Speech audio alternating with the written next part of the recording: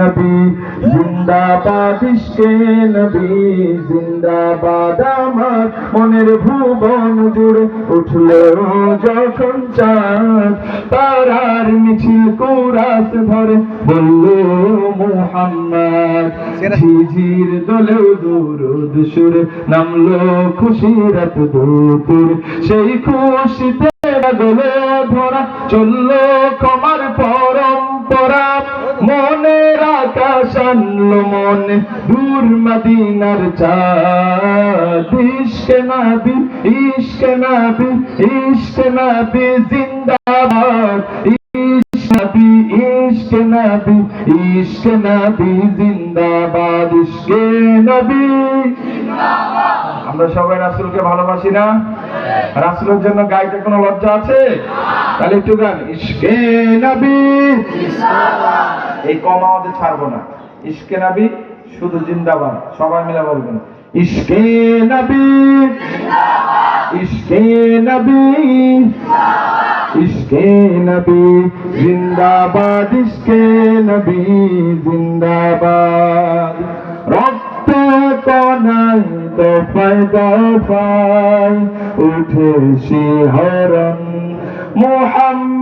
মুহাম্মাদের নামের সুরে গায় পাখি যখন আকুল সুরে শিল্পী কবি গাইলে প্রেমে নাতে নবী মন হয়ে যায় পাগল পারা নামায় দু চোখ শুরু ধরা দিল পরিবেশ দুরুদ সুরে চাই দিদারের স্বাদ ইশকে নবী জিন্দাবাদ ইশকে নবী জিন্দাবাদ। অনেক কষ্ট করছি, কিছু আওয়াজ বের হয়েছে ঠিক না? আরেকটু আওয়াজ বের হবে, তাহলে শীতটাও আমাদের থেকে চলে যাবে, ঠিক কিনা? এইখানে যারা বসা আছেন প্রথমে বাম পাশ থেকে শুনবো, তারপর ডান পাশ থেকে শুনবো, দেখবো কাদের শক্তিশালী কণ্ঠ এবং কাদের শরীরে শক্তি বেশি, ঠিক আছে? প্রস্তুত? ইশকে নবী জিন্দাবাদ। এই পোলাপানগুলো আওয়াজ দিলে আকাশ বাতাস একদম কেঁপে ওঠার কথা, ঠিক না? নির্বাচন আসলে তো চিল্লাইতে পারেন খুব কইরা, অহেতুক কথা, অমুক নেতার চরিত্র ফুলের মতো পবিত্র, ঠিক কিনা? না জান না। আরেকটু জোরে রাসূলের জন্য গাইতে কোনো ভয় আছে? ইশকে নবী জিন্দাবাদ। একটা আওয়াজ বাড়ছে। এবার ডান পাশ, তোমরা আছো নাকি? ওরা প্রস্তুত? মনে হচ্ছে হলো একটা সাহসী পোলাপানগুলো এখানে বসা, ঠিক না? না দুর্বল মনে হচ্ছে, কি কথা? হ্যাঁ প্রস্তুত? ইশকে নবী জিন্দাবাদ। আওয়াজ বেশি হচ্ছে। সবার জন্য একবার জোরে জোরে বলে মারহাবা ইশকে নবী জিন্দাবাদ ইশকে নবী জিন্দাবাদ। বিপ্লব মানে জীবন দেয়া বসে থাকা নয়, সে কোনদিন আসবে না রে করো যদি ভয়। বিপ্লব মানে জীবন দেয়া বসে থাকা নয়, সে কোনদিন আসবে না রে করো যদি ভয়।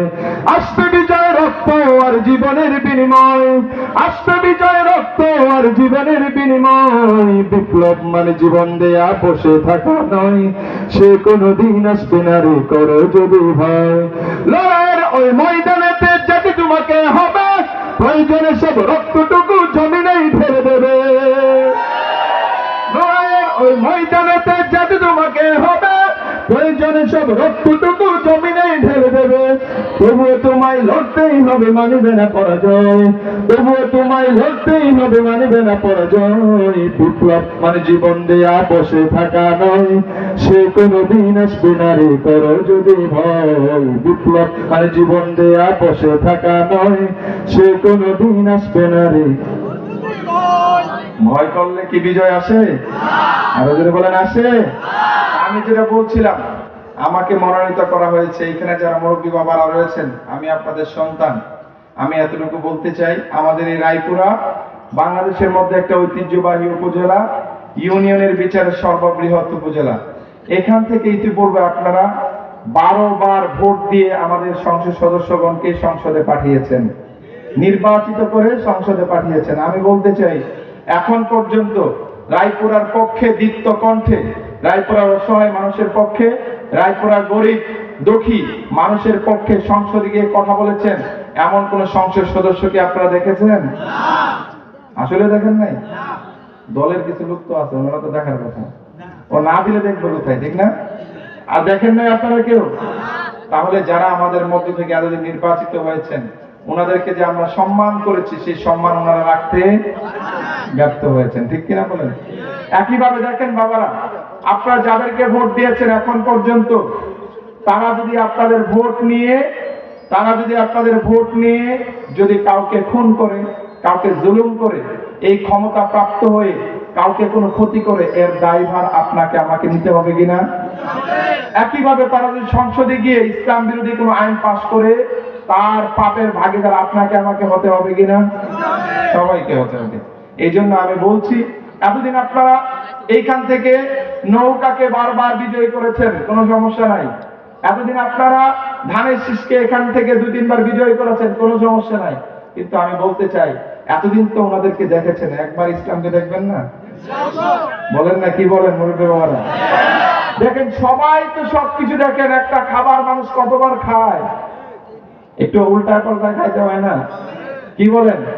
তো আমি আপনাদের সন্তান, আমি বলছি আপনাদেরকে, আমাদের রায়পুরাকে বাংলাদেশের মানুষ বিভিন্ন জায়গায় সন্ত্রাসী এলাকা হিসাবে জানে, সন্ত্রাসী হিসাবে আমাদের সাথে নানা উপহাসমূলক কথা বলে, ঠিক কিনা?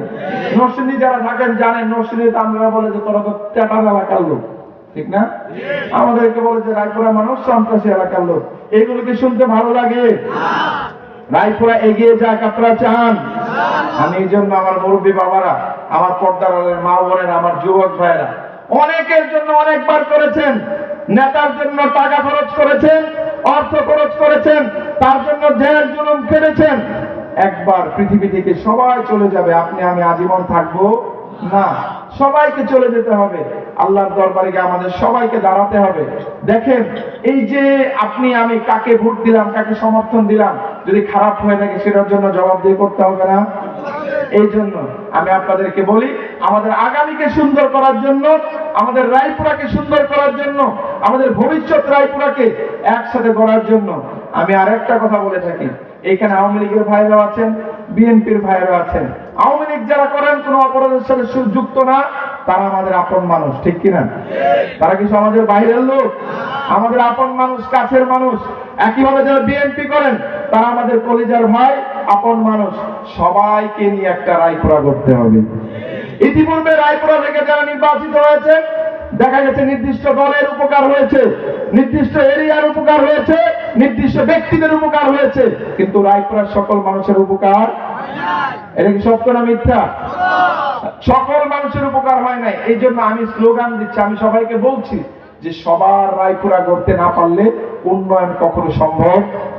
সবার রায়পুরা করতে না পারলে প্রতিহিংসার রাজনীতি বন্ধ করা সম্ভব না। সবার রায়পুরা করতে না পারলে এই খুনাখুনি বন্ধ করা সম্ভব। আমি সবাইকে নিয়ে, আমরা সবাইকে নিয়ে একটা সবার রায়পুরা করতে চাই। এবং একইভাবে এটাও বলতে চাই, ইতিপূর্বে এমপি হয়েছেন একজন মানুষ, এবার এমপি বানাতে চাই রায়পুরা 10 লক্ষ মানুষকে। কারণ এমপি বানানোর মালিক কারা? কারা বানায়? ভোট আল্লাহ তো বানায়, অবশ্যই জনগণের পাওয়ারটা দিচ্ছে না। হ্যাঁ, ঠিক আছে, এর পরে আমি বলতেছি যে এই ভোটটা দেয় কারা? এটা জোরে বলেন, আরো জোরে বলেন। সুতরাং এমপি হওয়া দরকার কাদের? জোরে বলেন না, জনগণের হওয়ার কথা না? আমি সেটাই বলছি, এবার এমপি হবে রায়পুরা 10 লক্ষ মানুষ, ঠিক কিনা বলেন? এই 10 লক্ষ মানুষকে নিয়ে সুন্দরের রায়পুরা করতে চাই, উন্নয়নের রায়পুরা করতে চাই, হানাহানি বিদ্বেষ বন্ধ করতে চাই, সবার মধ্যে সম্প্রীতি তৈরি করতে চাই, সবার মধ্যে একটা বন্ধুত্বপূর্ণ সম্পর্ক তৈরি করতে চাই, এবং সবাইকে নিয়ে এমন রায়পুরা করব যে আগামী 5 বছর পরে বাংলাদেশের মানুষ রায়পুরাকে সন্ত্রাসী এলাকা হিসেবে চিনবে না, রায়পুরাকে চিনবে শান্তিপূর্ণ নিরাপদ জনপদ হিসাবে। সেজন্য আমি কি একা চাইলে হবে? আমি যে কথাগুলো বলেছি কার বিরুদ্ধে বলেছি? আমি যে কথাগুলো বলেছি কাউকে শত্রু বানানোর জন্য বলেছি? বলে যাবো না। আমি বলছি সবার জন্য, ঠিক কিনা বলেন? এখন সবাই যদি পাশে থাকে তাহলে সফল হওয়া, স্বপ্নগুলো পূরণ হবে, ঠিক কিনা? তাহলে আপনারা পাশে থাকবেন। আগামী নির্বাচনে আমার প্রতীক হলো হাত পাকা। কি প্রতীক? ইসলামী সকল দলগুলো এক হচ্ছে ইনশাআল্লাহ। হাত পাকা যদি রায়পুরা থেকে নির্বাচিত হয়, ইনশাআল্লাহ আমরা সবাইকে নিয়ে একটা সবার রায়পুরা গড়ে তুলবো। এই আহ্বান রেখে দোয়া চেয়ে মুরব্বী বাবাদের কাছে, আমাদের মা বোনদের কাছে, সকলের কাছে আহ্বান রেখে আমি আমার বক্তব্য, আলোচনা, সঙ্গীত শেষ করছি। আল্লাহ তাআলা যা কিছু বলেছি এগুলোকে যেন আমি আপনি সবাই মিলে পালন করতে পারি, এ তৌফিক দান করেন, সকল বলেন আমিন। ওয়া আখিরু দাওয়ানা আলহামদুলিল্লাহি রাব্বিল আলামিন। আসসালামু আলাইকুম ওয়া রাহমাতুল্লাহি ওয়া বারাকাতুহু। আলহামদুলিল্লাহ।